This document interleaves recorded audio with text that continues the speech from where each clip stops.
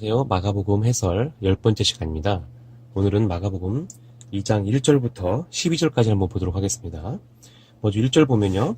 수일 후에 예수께서 다시 가버나움에 들어가십니다. 그리고 들어가셨는데 그 계신 소문이 사람들에게 퍼졌어요. 많은 사람들이 모여서 문 앞에라도 들어갈 수 없게 발디딜 틈이 없었던 것이죠.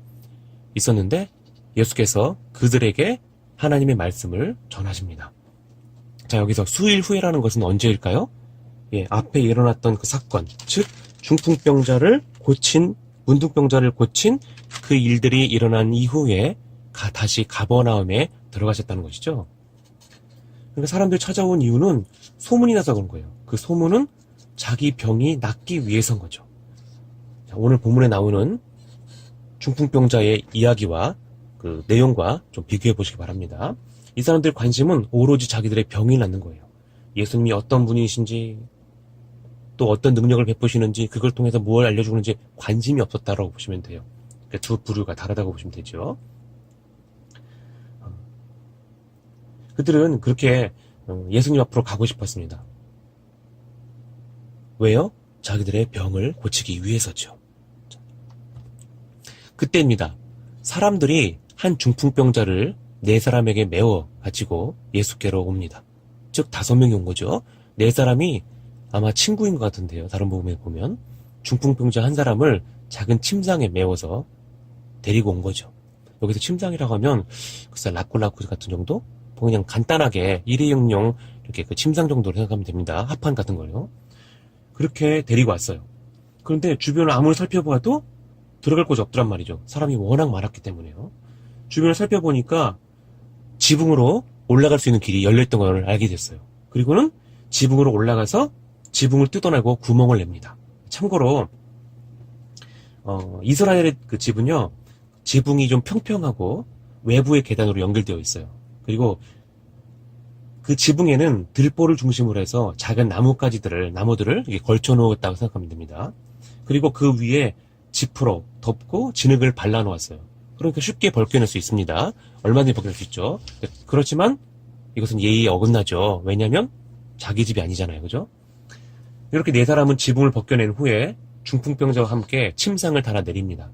예수님이 그 모습을 보고 어떻게 말씀하셨을까요? 소자야, 너의 죄가 용서를 받았다. 예수님은 그들의 믿음을 보셨어요. 자, 여기서 그들이라고 하는 것은 중풍병자를 제외한 4명이 아니라 중풍병자와 중풍병자를 메고 온 4사람의 그 5사람의 믿음이라고 보면 됩니다.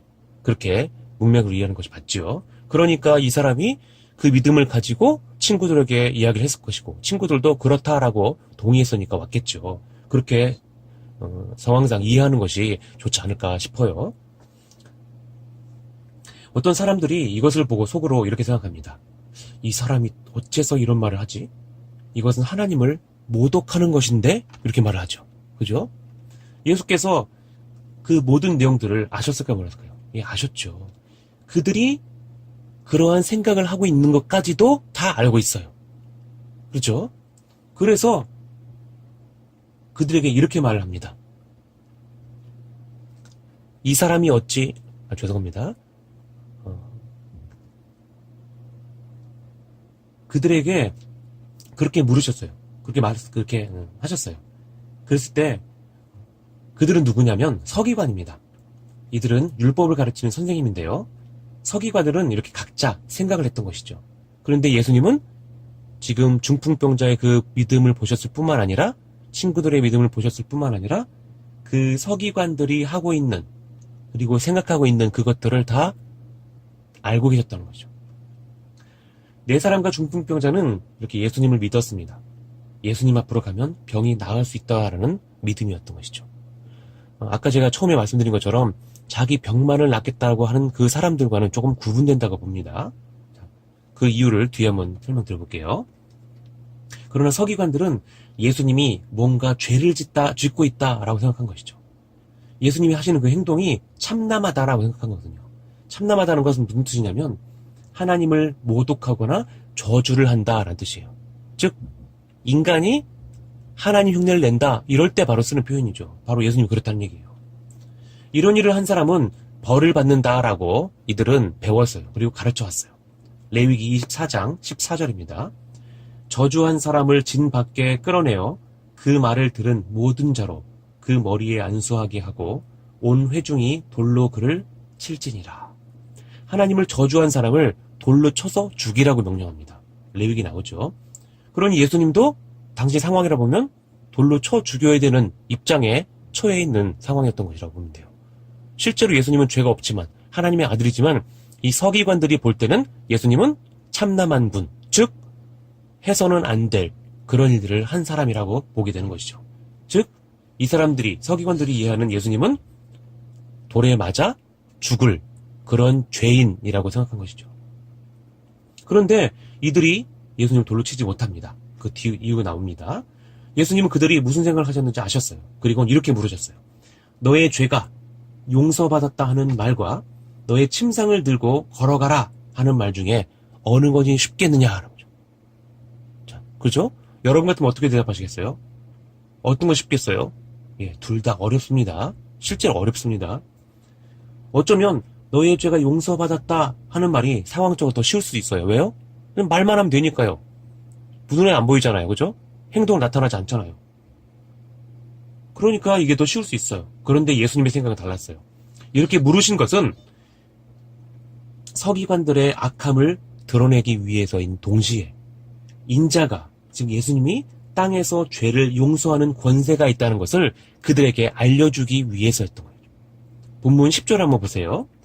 그러나 인자가 땅에서 죄를 사하는 권세가 있는 줄을 너희로 알게 하려 하노라 하시고 중풍병자에게 말씀하시되, 그렇죠. 인자가 땅에서 죄를 용서하는 권세가 있는 것을 그들에게 알게 하기 위해서다라고. 자, 여기서 인자는 누굴까요? 예수님이죠. 예수님이 자신을 가리켜 인자라고 한 겁니다. 인자라는 것은 다니엘서 7장에 약속하신 그분을 말하는데요. 7장 13절 14절 한번 보세요. 거기에 보면 사람들의 죄를 심판하기 위해서 오시는 그리스도가 있는데, 왕이죠. 그분을 가리켜 바로 그리스도, 인자라고 부르는 거예요. 즉 그 인자는 예수님 자신을 가리키는데요. 심판하는 분이시며 동시에 죄를 용서해 주시는 분이라고 알려주고 있어요. 즉 예수님을 믿으면 용서를 받고 믿지 않으면 심판을 받는 것이죠. 그게 바로 여기 나와 있죠. 동전 양면 같죠. 이렇게 말씀하신 후 중풍병자에 말씀하셨어요. 내가 너에게 이렇게 말한다. 일어나 너의 침상을 들고 가지고 집으로 돌아가라. 그랬더니 놀라운 일이 벌어져요. 그 중풍병자가 벌떡 일어나더니, 제 표현입니다 이건, 벌떡 일어나더니 걷지 못하는 사람이 일어나서 침상을 들고 모든 사람들이 보는 앞에서 뛰어나가는, 걸어나가는 그런 상황이 되고, 정확하게 어떤 상황이 됐는지는 알 수 없지만 이렇게 놀라운 일이 벌어진 거죠. 아마 저 같으면 놀라서 기뻐서 펄쩍펄쩍 뛰었을 거예요. 그러지 않았을까요? 자, 그런데 더 놀라운 것은 사람들의 반응이에요. 예수님이 죄를 용서해 주신다, 용서해 주시는 권세 있는 분이다, 그것을 알려주기 위해서다 라고 할 때는 아무런 반응이 없었어요. 적어도 본문에서 그렇게 나와요. 믿지도 않았어요. 그런데 중풍병자가 일어나서 침상을 들고 나가니까 다 놀랐더라는 거죠. 그것도 원문에 보면 정신을 잃을 정도로 놀랐다라고 표현해요. 아마도 큰 충격을 받았다라는 것이겠죠. 그런 다음에 뭐라고 하냐면 하나님께 영광을 돌리더라. 그 사람들 다 놀라면서 하나님께 영광을 돌리며 이렇게 말했어요. 우리가 이런 일을 도무지 보지 못하였다. 이런 일이 뭐죠? 죄를 용서하시는 권세가 있는 분, 바로 그 일이죠. 그런 일을 도무지 보지 못하였다는 거죠. 당연하죠. 볼 수가 없죠. 예수님만 하실 수 있는 일이니까요. 참 신기합니다. 어떻게 이런 일이 일어날 수 있을까요? 도대체 예수님이 누구시기에 이런 일을 하실 수 있을까요? 좀 더 생각해 볼까요? 시편 130장 3절과 4절을 보면 이렇게 표현합니다. 이렇게 나와 있어요. 여호와여 주께서 죄악을 감찰하실진대 주여 누가 서리이까? 그러나 사유하심이 주께 있음은 주를 경외케 하심이니이다. 잘 보시면요. 죄를 보시는 분 누구라고요? 하나님이라고. 또 그 죄를 용서하시는 분은 하나님이에요. 그러니까 죄를 보시고 용서하시는 분은 하나님이라고 되어 있어요. 놀랍죠, 그죠? 두려워할 일이에요. 사람들은 이 말 들으면. 바로 예수님이 그랬다는 거죠. 사람들이 보는 앞에서 죄를 보았고요. 죄를 용서하셨단 말이죠. 그리고 나서 병을 고치셨어요. 이스라엘 사람들은요, 병을 하나님의 벌이라고 생각했어요. 하나님의 말씀대로 살지 않아서 병이 생겼다라고 하는 것이 그들의 지배적인 생각이었죠. 그런데 예수라는 젊은 청년이, 한 30쯤 돼 보이는 청년이 죄를 용서해줬다, 죄를 용서한다 라고 말을 하니, 그리고 나서 병을 낫게 하니 놀랄 수밖에 없었던 것이죠. 정말로 그 자리에 있는 모든 사람이 놀라고 예수님을 마음속으로 악하다라고 생각한 서기관들까지 놀랐어요. 왜요? 이런 일은 하나님만 하실 수 있는 거니까. 그러면 돌을 던질 수가 없었던 거예요. 두려웠던 것이죠. 그러나 그들은 그렇게 하지 못했다라는 것이죠.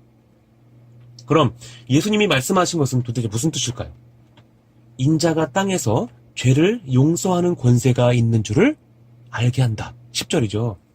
참 알까 말까, 그죠? 그냥 글자 그대로의 내용들은 이해가 쉬운데 이 깊이를 좀 알기가 쉽지 않더라는 거죠. 보세요. 율법으로 하면 이스라엘 백성들은 어떻게 됩니까? 죽어야 합니다. 그리고 병에 걸렸다, 그리고 죄가 있다라고 하는 것은 이미 죽는 것과 같은 거예요. 하나님을 믿지 않았기 때문이라고 보는 거죠. 그죠? 그런데 하나님은 그런 백성들을, 자기 백성들을 불쌍히 여기셨어요. 죄를 지은 백성들에게 죄를 묻지 않고 누군가 대신 책임을 지겠다고 한 거죠. 그게 바로 죄를 용서해 주는 거예요. 그냥 무료로, 아무런 대가 없이. 그죠? 그 백성들의 죄를 모두 예수님이 대신 지겠다라고 좀 하신 말씀인 거예요. 마치 대속죄일에 죽은 그 염소처럼, 그 양처럼 말이죠. 그 백성들의 모든 죄를 짊어지고 예수님이 지금 대속제물이 되겠다고 말씀하신 것이죠.